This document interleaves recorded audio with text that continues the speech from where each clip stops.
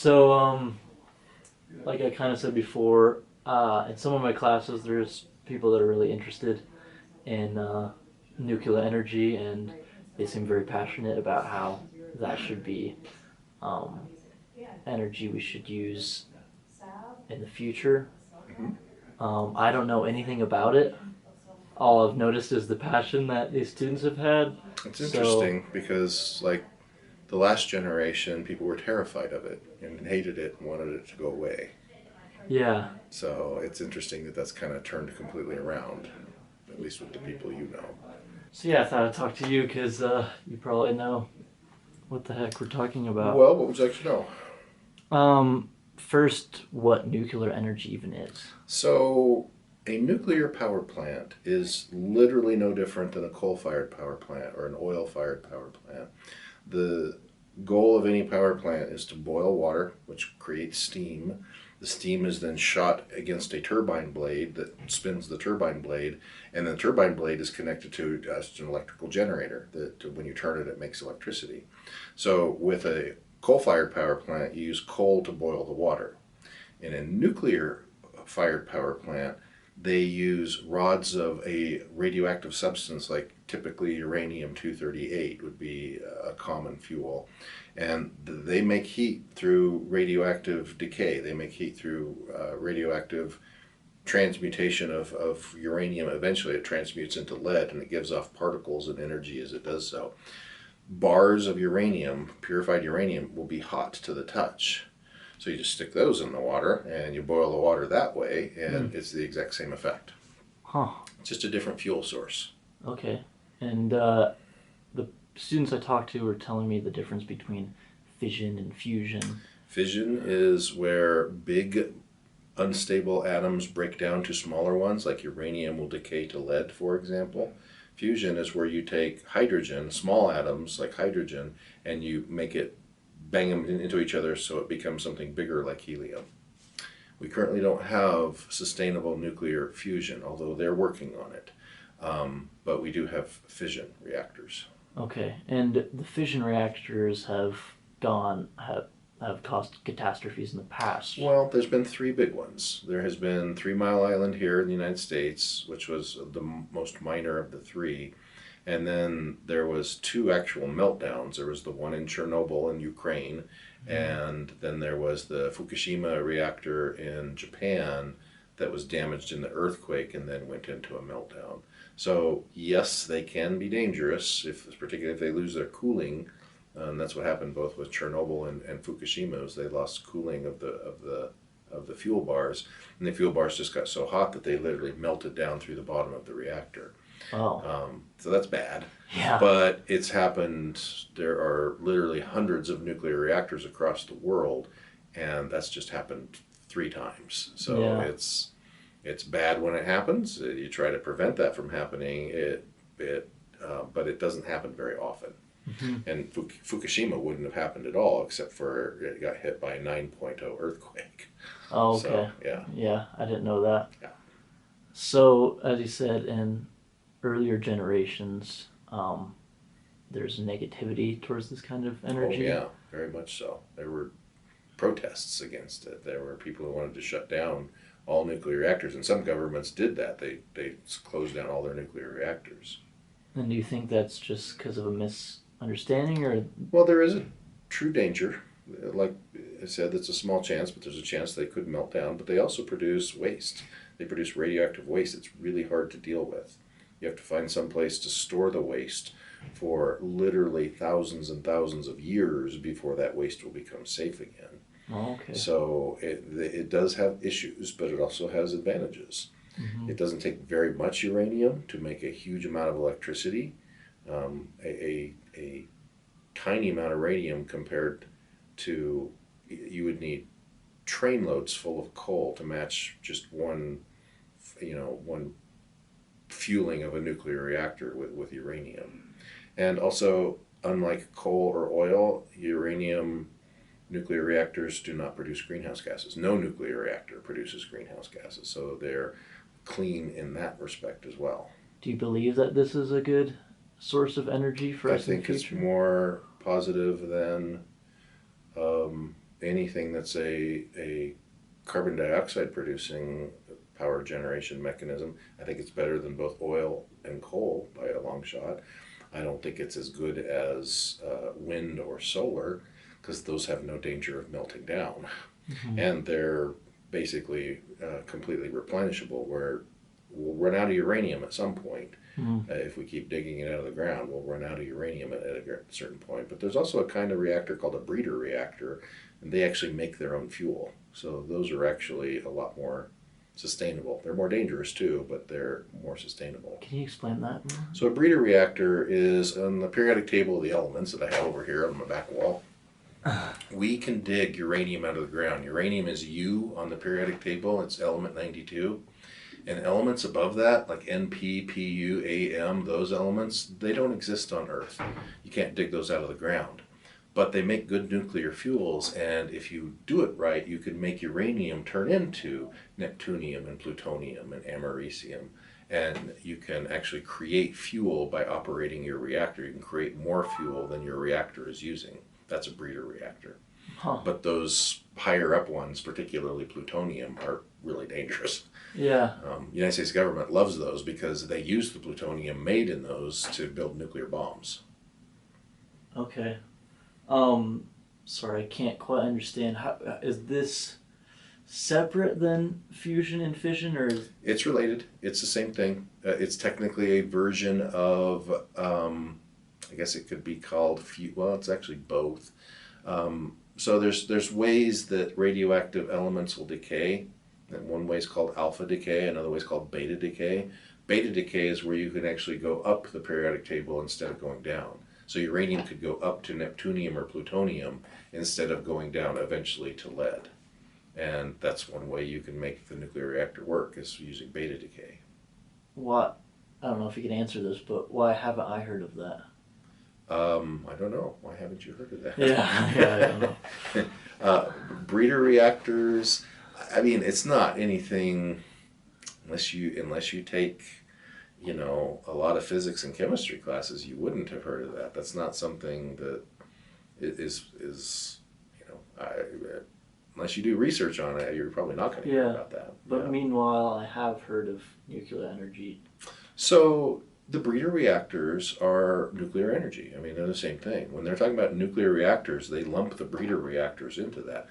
Don't have to be a breeder reactor. There are other kinds of reactors other than breeder reactors. But like I said, governments tend to really like the breeder reactors because, number one, they make their own fuel. And number two, you can use some of the isotopes that they create to make nuclear bombs. What are isotopes? Isotopes are different versions of atoms.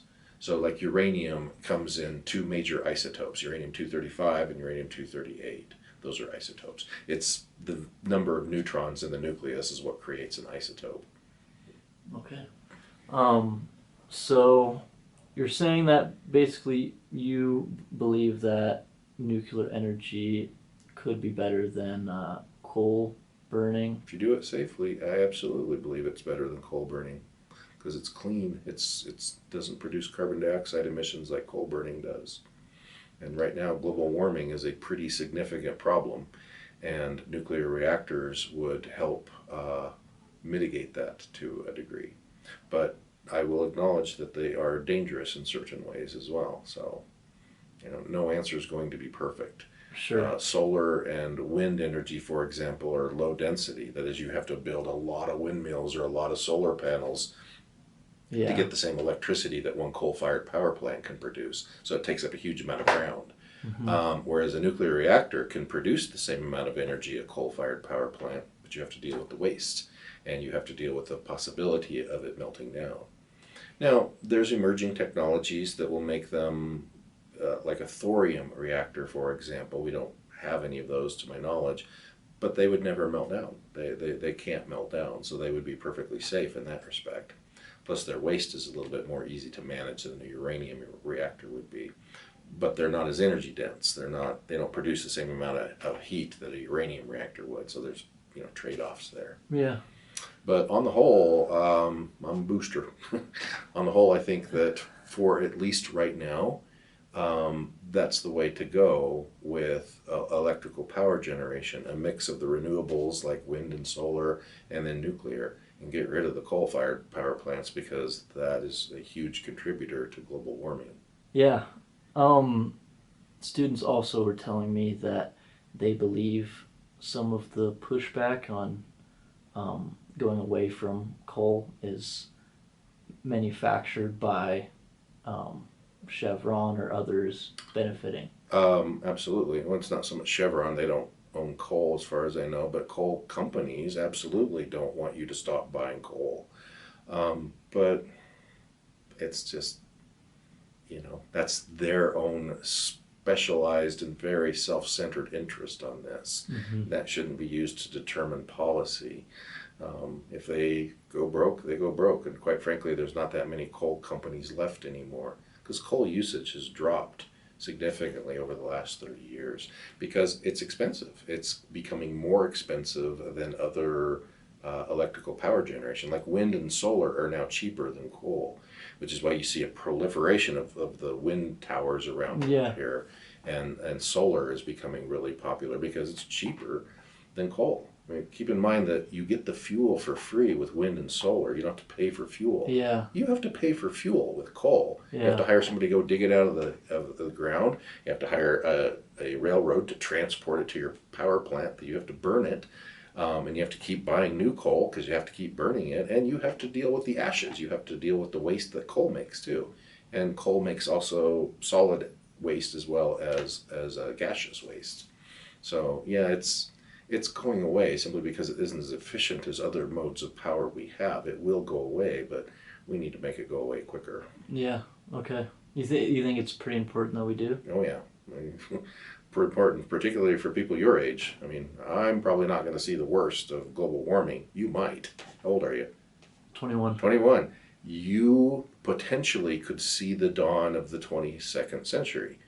You'd be in your 90s, but you could see the dawn of the 20, or maybe you'd be 100. Would you be 100? No, you'd be 90 something or other. Yeah. So you may live long enough to see that. You're going to see some wicked changes on this planet if we don't get a grip on global warming. Yeah. This is a little bit off topic, but do you mind referencing those changes that could be happening? The melting of the ice sheets, which causes the rising of the oceans, and even if you don't live near the oceans, people do. So they have to move somewhere. They will be displaced, and a huge amount of the U.S. population is along the coastline. So they'll have to move at some point. Where are they going to come? Probably Colorado. Yeah. So there's that. There is a change in the precipitation and weather patterns. That is, this whole region might go back into being a desert that it was in the past. And that would impact food production, which would impact food prices, which would lead to very high inflation. It would lead to economic stagnation. And ultimately, if we get to a point where we don't have enough food for the 8 billion people here, it's going to lead to war. Because the people who don't have the food will be willing to kill the people who do have the food so they can have the food. Mm-hmm. So political instability, I think we're already seeing that. Economic instability, changes in the climate, species going extinct and loss of biodiversity, loss of agricultural production. I mean, those are some of the effects, not all of them. Sure. There's others as well. Yeah. You're going to see some interesting stuff. And if we don't, it's going to happen, but we can mitigate it. We can mitigate it from something being bad to something being good. Not good. Something being Not bad as to something being not as bad. Yeah. Yeah. So I absolutely am convinced we need to do something about that. That includes dealing with, the internal combustion engine in cars. We need to eventually move to electric, but electric doesn't do much good if you fuel the electric car with electricity you generated from a coal-fired power plant. So the first step is to get rid of the coal-fired power plants. Then you can move to electric cars and other things. Those two things aren't the only things that make greenhouse gases go into the atmosphere. There's a lot of others too that we need to address. But there's two places to start. That shows the importance of nuclear energy. Yeah, And yeah. It's a step. And there's going to come a day when we create nuclear fusion power plants. Those will be way safer because the only waste product from a nuclear fusion plant will be helium. And we're running out of that anyway, so that's a good thing. And there's no heavy duty nuclear waste we have to store for long periods of time. The fuel for a nuclear power plant is just hydrogen, which is a pretty cheap substance. It's a win-win. We just don't have the technology yet to create those, although there are several experimental plants that are already in operation that we're trying to get to the point where we can make it commercially viable. yeah, one of the students found an article. This is for a project. He found that you might have to help me with this, but that like they're really close Yeah, to making the fusion work. several. There's multiple teams working on this because whoever can develop a patent for a viable nuclear fusion plant, they're billionaires. They will become billionaires. Yeah, So yeah, yeah. yeah. Anyway, you could speak on why we've had such a weird winter. So you got to be careful with that. You could say something along the lines that this is global warming, and it may be, but you can't say that with any one weather event or Yeah, any one year. It could just be a weird weather year, and it is because we were in a La Nina, and then we entered into an El Nino, a strong one, and then that El Nino went back to being a La Nina pretty quickly. And that's weird. And that typically doesn't happen. yeah, So that's more likely why we're having weather that isn't quite like what we are used to having. yeah, yeah. So you got to be careful with that. You can't look at any one weather event and say that's global warming. It just doesn't work that way. Sure. Yeah. Global warming, one of my professors once explained it to me, is like, so you have a deck of cards and there's four aces in that deck. And let's say you draw a card every year. If you get an ace, you get a weird year. And what global warming has done is put a fifth ace into the deck. So it makes it more likely that's going to happen. But you don't know what that ace is. Was it a normal ace or was it the global warming ace? You don't really know that when you draw it. Sure. Does that make sense? Yeah, yeah, it does.